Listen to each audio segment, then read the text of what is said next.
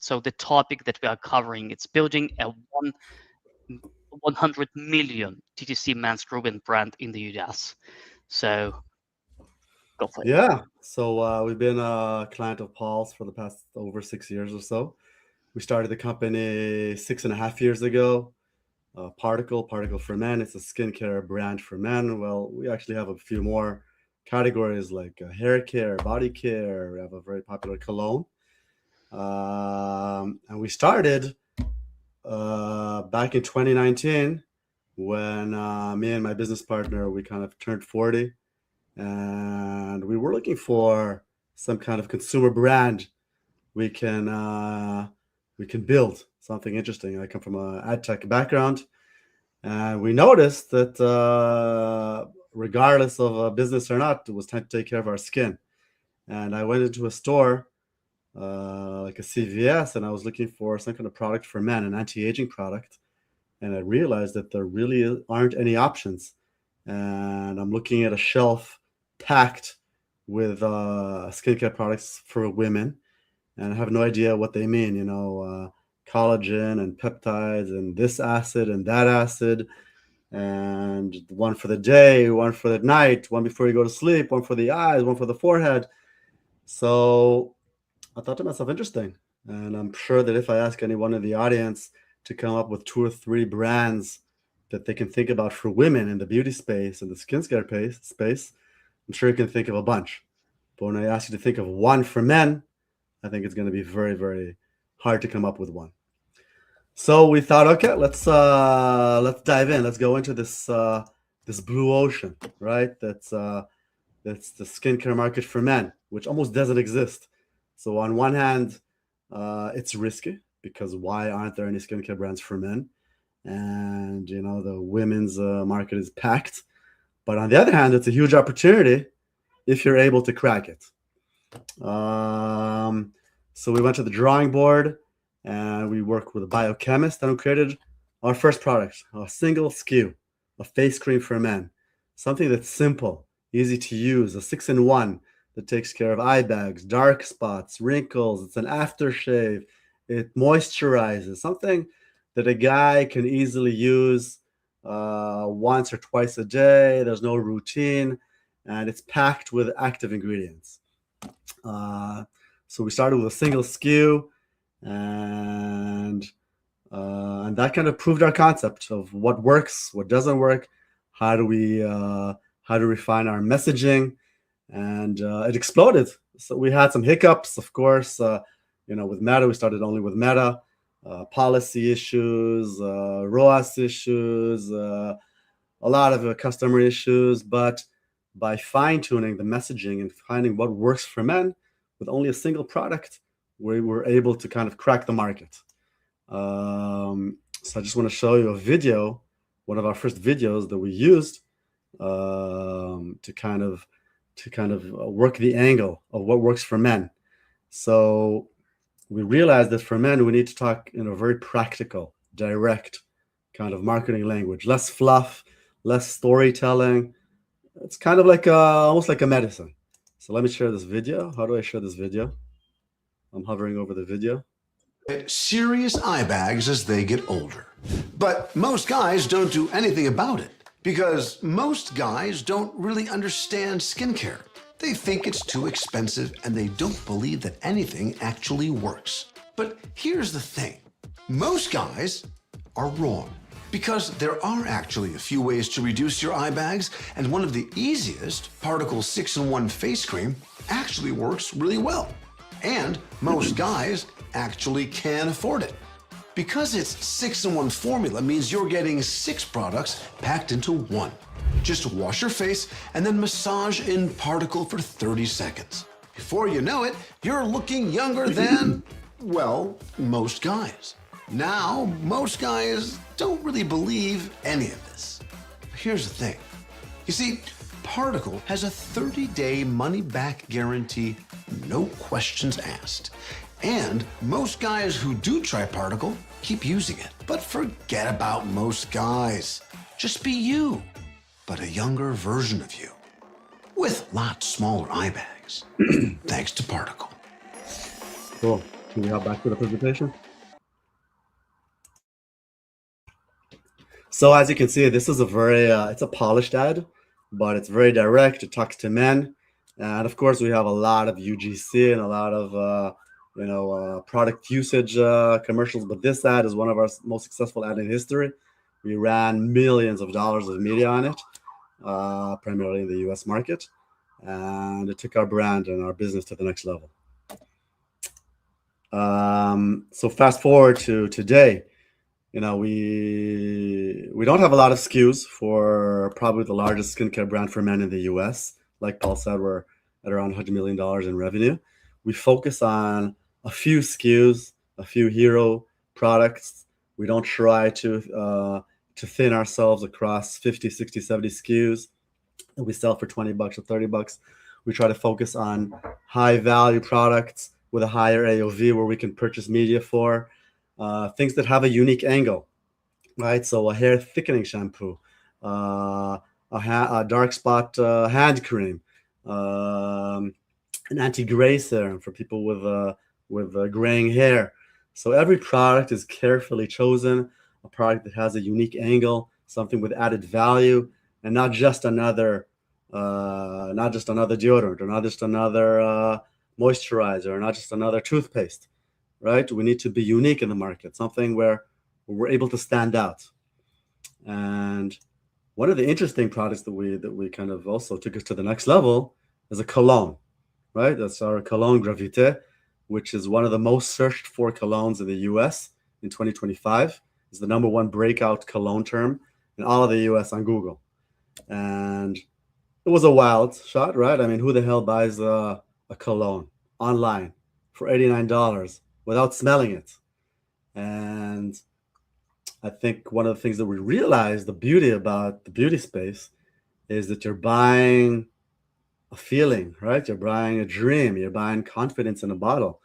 You're not really buying a smell. Even when you go to smell different scents at the pharmacy or at the drugs or at the department store, your mind is already wired. Oh, I saw Johnny Depp. Oh, I saw Charlize Theron, whatever. So in my mind, okay, it smells great. We're even developing now a new brand for women, and I started smelling the scents for women. But then I tried to put the concept in my mind that it's for women, and then I realized that a lot of these scents could also fit men. So it's all about the positioning.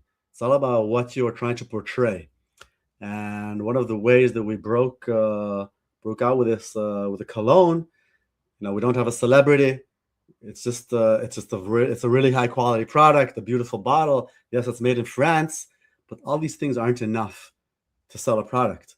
You need to come up with some kind of unique proposition, something that hasn't been done before. So we created our first cologne ad. It's a bit low budget, but we aired it across YouTube and on Meta and on TV, and that took us also took us to the next level. I put Gravité on the cologne map. If you can just play the other video. I'm a little nervous. Do you tell me when it happens, or?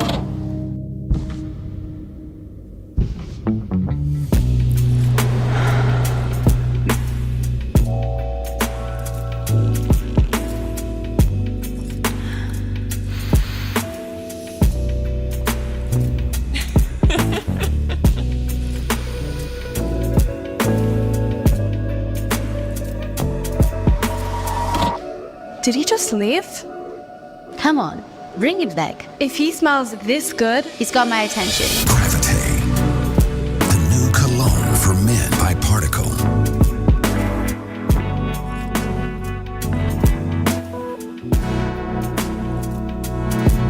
Bring him back, please. So that ad aired many millions of dollars on TV in the US. Yes, it's a bit controversial. Some people loved it, some people hated it, but at least we created a reaction, an emotion within people, which took us and flew this product off the shelves. So that's the ad we just saw. So the last couple of things I want to talk about, this slide, these are not real numbers, but it pertains to e-commerce brands. And I want to talk about attribution, right? Everybody talks about attribution, and it's a very, it's a big issue that a lot of founders and entrepreneurs and media buyers and performance managers have. How do you measure performance? And the bottom line is, we used a bunch of different platforms. Some of the biggest ones in the US, MMM models, geolifting, everything you can think of. Bottom line is we stopped using them all. And in the end of the day, it's about using your internal measurement systems, using coupons, using the platform data, kind of trusting what they tell you. But it's a combination of, I feel it's a combination of art and science. So the science is, of course, using whatever tools you have, GA4, coupon codes, Meta platform, Google platform, TikTok, Snapchat, whatever. And trying to combine that with intuition. I know it's not a popular opinion, and I know it's not what everyone want to hear, but after using all the platforms and kind of, you need to trust those platforms as well, right? And they give you these very promising numbers of, yes, this is very clear. This is what the ROAS is. This is the incremental revenue. Where also they have to show you a kind of a clear attribution, because that's their business, and they want to show you that it works. But it's almost impossible. It's almost impossible to have 5-6 different platforms running and clearly see exactly what platform is working. So you need to know what's your best one, which is obviously Meta, and maybe number 2, which is maybe YouTube or search, and maybe 3, which is maybe TikTok. And one of the things that we've been doing, which is the vast majority of our spend, is TV, linear TV, not even CTV. CTV doesn't work for us. A lot of, it's a jungle. CTV is a jungle. I don't know if you guys have tested it or not, but CTV has a long way to go before it becomes like legit, in my opinion. So we do a lot of linear TV on ESPN, on CNN, on Fox News, on MSNBC. So a lot of news and sports, because that's what men watch, and it's immediate. And it took our business to the next level, because the beauty about linear TV is that if you know, you can measure it. It's very easy to measure, by the way, if you do it properly. But it adds to the brand. And that takes me to the last part, which is brand versus performance, right? So we're all e-commerce marketers. We started as a DTC brand. So now we're in retail. Now we do a lot of TV. But we all start with performance marketing, preferably on Meta, because that's still the best platform. And when you're on Meta, sometimes you have to hit the lowest common denominator, which is very performance oriented, right? Like, you'll take care of it fast, and it's low prices, and you get 30% off, and there's a very immediate fix to your problem. But that's how you break through. That's how you cut through the noise. That's what works with direct marketing, and that what works on Meta. And you can't beat it. It's almost impossible, I think, today to build a brand just from beautiful brand ads. Maybe if you're a celebrity, maybe if you're Kim Kardashian or Taylor Swift, then maybe you can do it. But I don't know. I don't think they're on our call today. So you have to start with performance advertising. You have to start with UGC. You have to start a bit dirty. And over time, once you solidify yourself, once you have a few tens of thousands or hundreds of thousands of repeat customers, once you have an email marketing flow, then you can go softer. Then you can soften the message. Then you can start building the brand. And it's really hard to build a brand on Meta. It's almost impossible. So then you have to go broader, right? Broader meaning less performance, less ways to find ways to measure attribution. For us, it works on TV, linear TV. It works amazing. We also do out-of-home advertising. And with TV, we found the right mix between something that's a bit more performance-oriented, where we do talk about the problems and the solutions, but it's also much more polished. You have beautiful actors. You have the quality of the shots are much higher. It's much less aggressive on the selling point. So I think it's a dilemma all entrepreneurs and all growing brands face, right? How do you play the balance between performance and brand? And in the end of the day, for consumer brands like us, we don't have a technology moat. Everyone can create a skincare brand tomorrow for men or for women, or a supplement brand, or shoes, or fashion, or whatever. Everything's easily copyable, but the only real moat that we build over the years is the brand, right? It's all about the brand. Whether you're Nike, or whether you're Particle, or whether you're Apple, or whether you're a tiny brand just starting off, in the end of the day, people are going to come back to you, and people are going to purchase your product because of that brand that you created. And that's what's going to differentiate between you and all the copycats that we have on Amazon and Alibaba. And it's a constant battle, but that's the fight, and it's okay. We know we did it if we have copycats. So those are my 2 cents. And Particle, again, it's growing fast. We did it all without any external funding. We've been profitable from day one. We're on track to reach 100 million in 2026 and beyond. And we kind of built a platform where we built additional brands under this group called Fearless Group. All consumer brands, all direct to consumer, all scalable, mostly in the beauty space and the wellness. And I know it's 2026 and it's much harder, and CPMs are higher, and there's Andromeda, and the market is packed, but that's all fluff. There's always opportunities. Consumer market is endless. All you need is that one little competitive advantage, one angle to differentiate yourself, to crack it, whether it's in the funnel, in the creative, in the product idea, and then it kind of continues on its own. It's a snowball effect. Good luck. Paul? Guys, you're welcome to ask any questions, and I have one, right? Obviously, one of the biggest reasons for the Particle to be successful, it's community and subscriptions, right? So it's not a one-time transaction. Is there any specific like a tip that you can give from your end to someone who's selling either beauty products, how to build this long-term relationship with the consumers, how to engage them to stick with the brand? Yeah. So, for us, subscription is a very small part of our business. There are other beauty brands who do a lot of subscription products. Try before you buy, which I don't recommend. But for us, it's a small part of our business. Why? Because when we started, the problem with the subscription model is that you need to aim for a very low ROAS, right? Probably 0.4, 0.3, 0.5, meaning you're losing on the first sale. And you're going to be profitable after the third sale, hopefully. And when you're starting a business and you don't have capital and you want to preserve it, then you want to be profitable from the first order, or almost profitable, right? And to do that with subscription, it's really hard.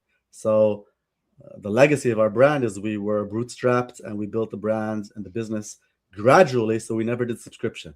Over time, we added it in, and yes, we do have a certain percentage of subscriptions, but I think one of the beautiful things about retention is that if you're really good at it and you have very good email lists and SMS marketing and email marketing team, and you keep nourishing even those that bought once, and your product is good, and you don't overpromise, and people are happy with your product, they'll keep coming back, whether it's subscription or not. You just need to remind them every few months. You have a sale here, you have a sale there, you're running out. With all the AI tools, it's very easy to target these people that what they purchased and when they need to replenish. So I think subscription is important. I think it's should be a certain component of your business, but I don't think it's a make or break. If you have a good product people are happy with, they'll keep coming back, even if it's not a commitment on your credit card every 2-3 months. So I think I rephrase it. So instead of subscription, I would say repeated sales. But are you profitable from the first transaction eventually? On certain products we are profitable Yeah, okay. on the first transactions, and some we don't. Some have after 6 years we know what the LTV of our products are. Hair products, skincare products, the cologne. Each category has a different level of LTV. So if the LTV is much higher, and we know whether a consumer can last for 3 years, and they keep coming back, I'm willing to lose on the first purchase. But if I know the LTV, for example, on a cologne is much lower, because how often do you buy cologne, right? And normally people have multiple colognes, and they don't use the same one every day. So you need to be profitable on that first order. If you're a supplement brand, then get it once a month or two, lose money on the first purchase, and hopefully you have a good product that people will keep coming back.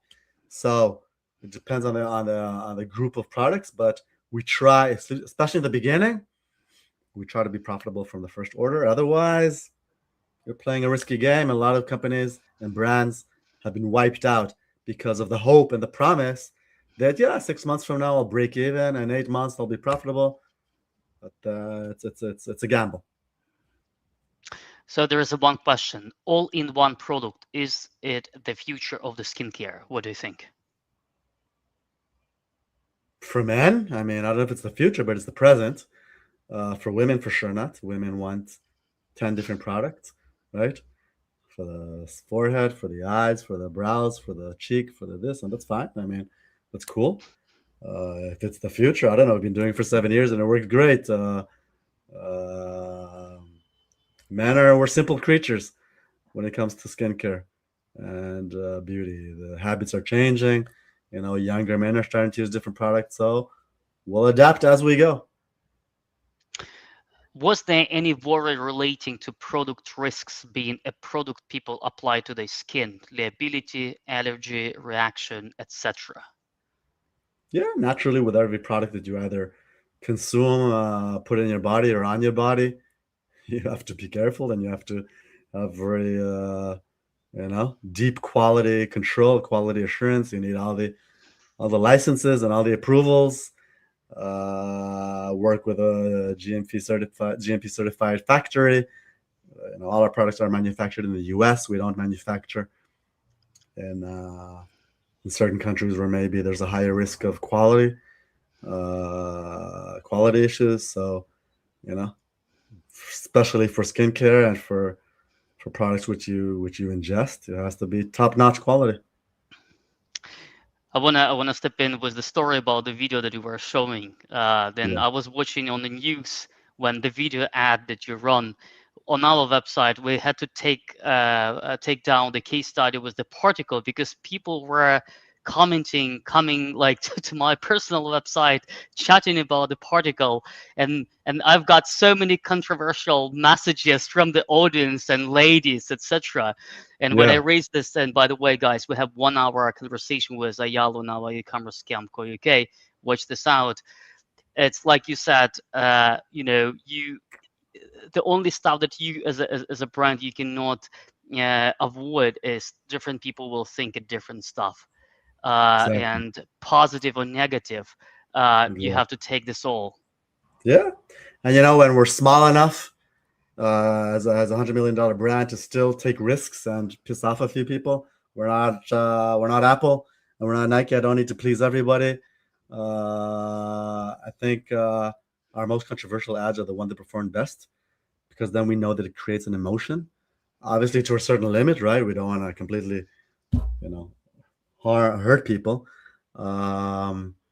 but we try to push the envelope as much as we can to a certain extent, but then we know we're doing something right, and it's okay to annoy a few people on the way, but that's how you stand out.